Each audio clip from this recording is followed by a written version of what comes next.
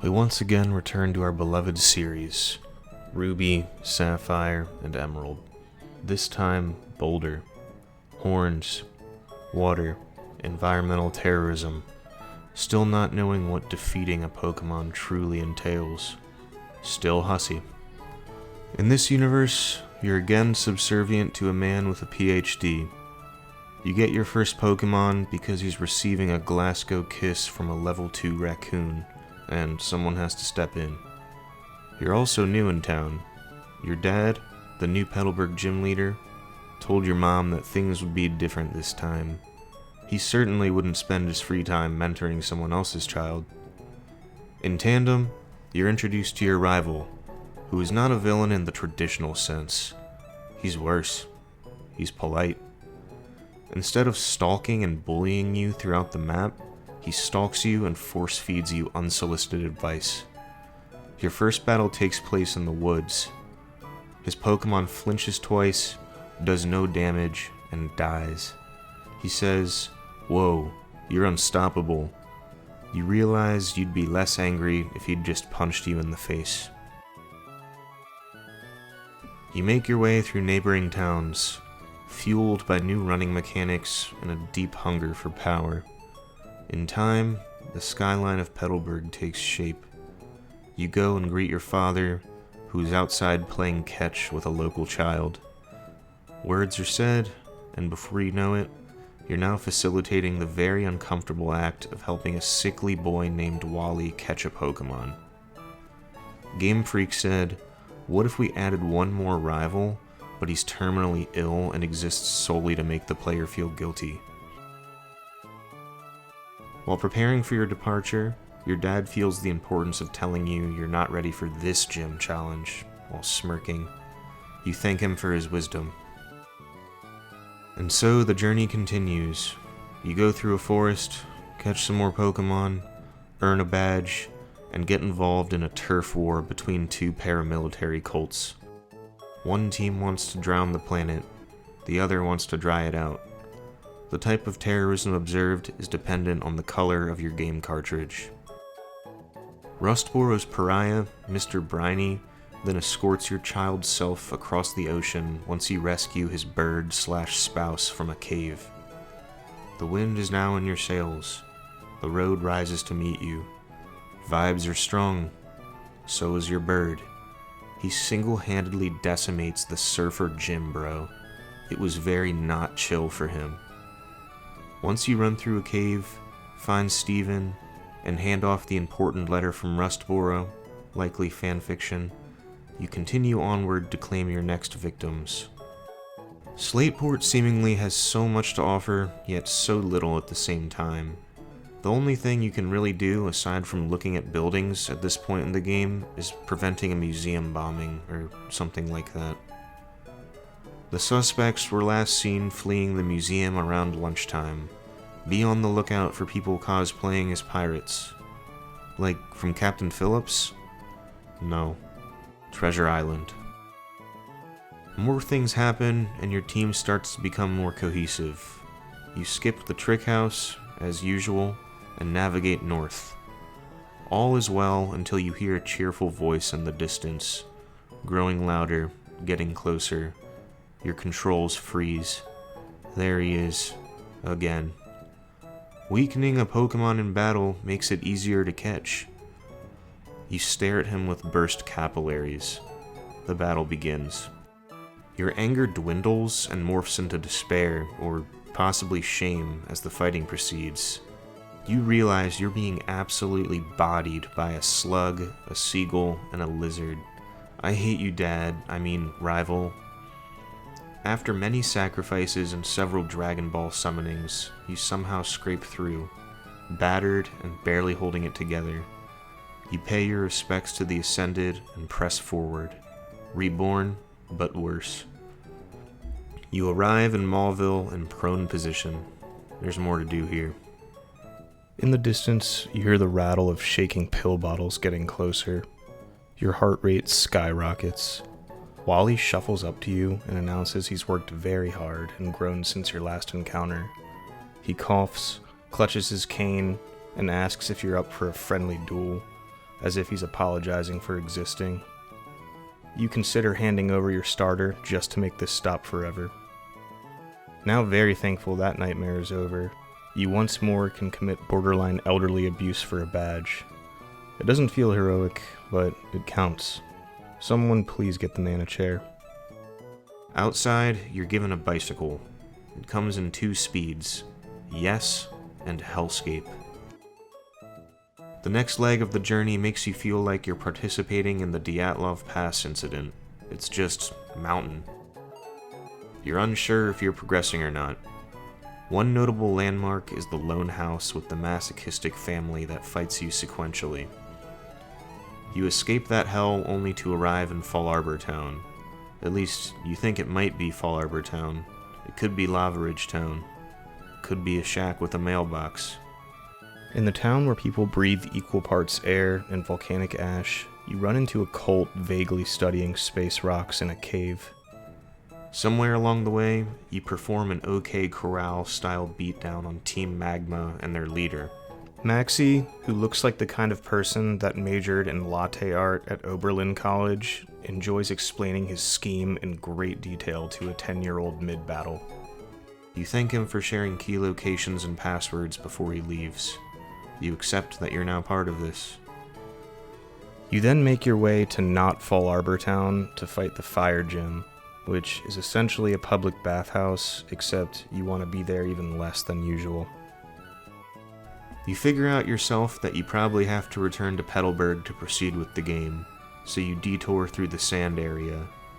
Nothing says desert adventure like a mild cultural appropriation soundtrack. The 5th gym awaits. Time to face dear old Dad. This battle is really just a cardio checkpoint. His typing perfectly reflects his difficulty and his entire existence. Normal. You win, claim the title of family patriarch, and head back up to Mallville. Watson has clearly lost it.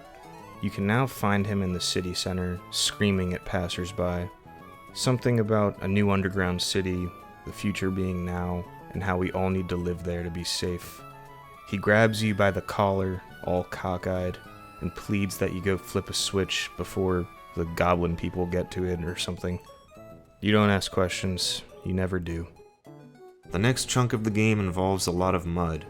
The roads are soggy, the music is soggy, and so are you.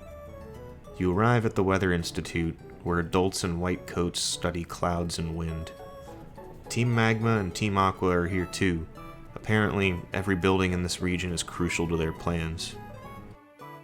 And just when you think the fun's over, your rival bum rushes you, again, excited in a way that makes you feel physically ill. Fortree is an interesting town where the residents have reverted 3 million years and decided that trees are superior to houses.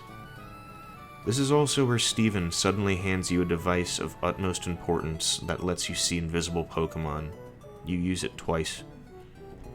Once the flying gym is behind you, you can fortunately return to more moist-themed routes.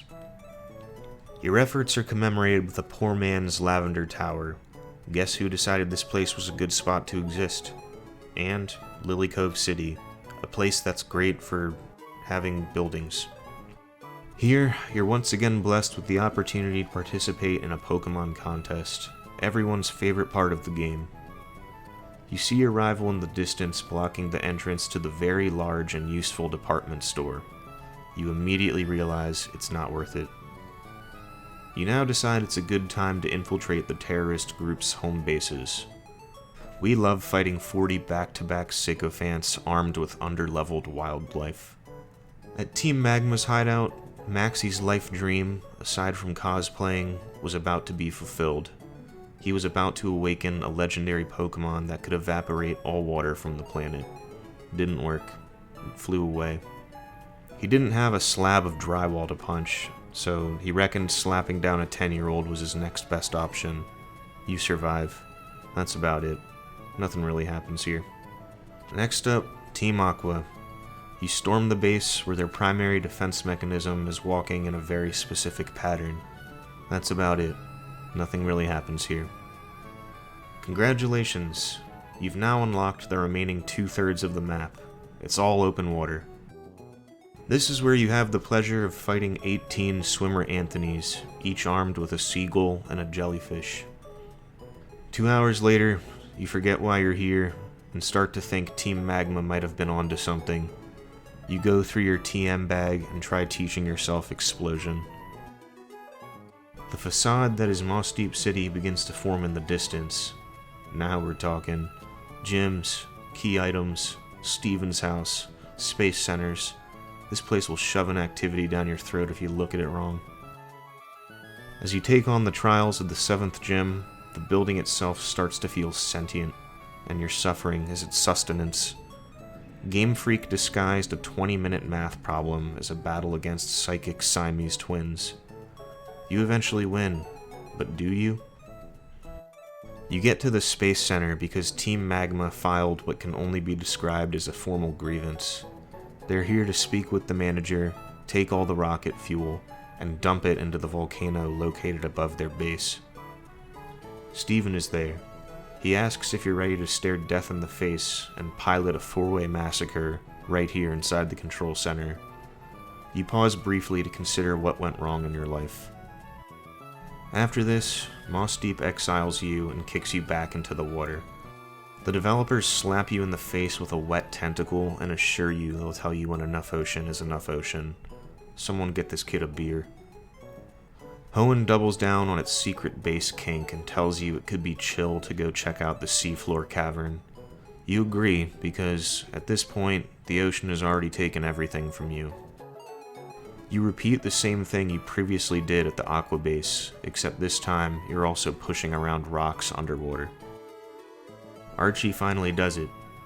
He awakens Kyogre, the ancient embodiment of more water, which is exactly what the region needed. With both legendaries awakened, there is now an abundance of sunlight and flooding. Everyone is shocked, including the people who asked for this. You continue to Sutopolis, where everyone is gathered, seemingly waiting for someone else to do something. Wallace greets you and decides now is the time for audience participation. He asks where you'll go next, and then supplies you with the correct answer before you can respond. Time to go visit God. You head to Sky Pillar and have a quick word with Rayquaza, asking if he could politely tell the other legendaries to stop being annoying. He flies over, tells them to stop, and they do. The weather clears. Problem solved. You save the planet. Wallace rewards you with another reason to stay in the ocean. You now fight not Wallace for the 8th and final gym badge and make your way over to Evergrande City. Evergrande City is an excellent place to be if you're someone that likes pizza without the cheese. It's got a Pokémon Center. You head into the cave. The first thing you see? Wally. Still sickly and coughing, but the prescribed steroids have clearly made way to his biceps. Somehow, he's actually good at this. It's like he consumed your other rival. Finally, the Pokémon League. A brand new set of trainers, each carefully crafted so their entire identity revolves around a single typing. First up, Sydney. Dressed like he just finished his shift at the Cheesecake Factory. Also, the hair. Dude, it's time. After making quick work of his dark types, you head to the next room. I'll admit I misspoke earlier about the type-based personalities. Game Freak really overcorrected here. Hi, I guess I'm Hawaiian, my name is normal, and I only used ghost types. Having dealt with the ghosts, you saunter down the hall toward the ice type room, wondering if apathy counts as a type advantage. Not much happens. Health bars go down on both sides. The battle ends. You're already forgetting it. Next up, Drake. Think Mr. Briny if he wasn't broken inside. You experience dragon swapping, aura farming, and dad strength all at once. This is where you realize you were never really given initial instructions, a purpose, nor a goal, just a vague suggestion to wander around and fight animals. You scrape through and push open the next door, but not before giving the door you came in from one last, hopeless try. Only the champion remains, Wallace. He thanks you for your prior efforts, stopping planetary devastation and all that, as he throws his first Pokeball into your face. And just like that, you are crowned champion. Everyone you've ever met in your life materializes in the room. Your rival attempts to give you advice after you've already won. You regret ever leaving your house. You know he's enjoying this. Professor Birch shows face to tell you that your Pokemon's scene count is low and that you should be persistent. And the icing on the cake? Your rival tries to slither into the champion's room behind you. I suppose you could call this a coming-of-age story, except in all the wrong ways, because you literally now have the mental and physical exhaustion of a battle-hardened war veteran who's forgotten what normal life feels like. You power off your Game Boy.